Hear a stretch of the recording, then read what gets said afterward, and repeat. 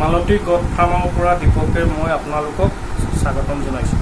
মই ছাগলীৰ পাচাব বন্ধ হ'লে ইয়াৰ কি মেডিচিন খোৱালে পাচাব আকৌ হ'ব সেই বিষয়ে মই আপোনালোকৰ মাজলৈ এই ভিডিঅ'টো আনিছোঁ।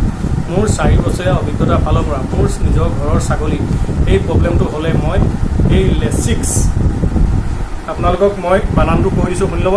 LASIX লেচিক্স নামৰ টেবলেটটো আপোনালোকে ওচৰৰ ফাৰ্মাচীত বিচাৰিলেই পাব। এই টেবলেটটো মানুহৰ কাৰণেও দৰকাৰ হয়।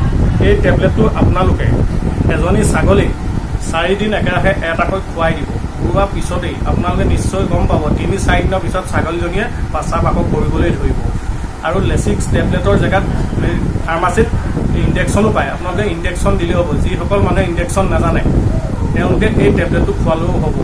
যদি আপোনালোকে এই ভিডিঅ'টো চাই ভাল পাইছে, ভিডিঅ'টো শ্বেয়াৰ আৰু লাইক কৰিব, লগতে মোৰ চেনেলটো ছাবস্ক্ৰাইব কৰিব।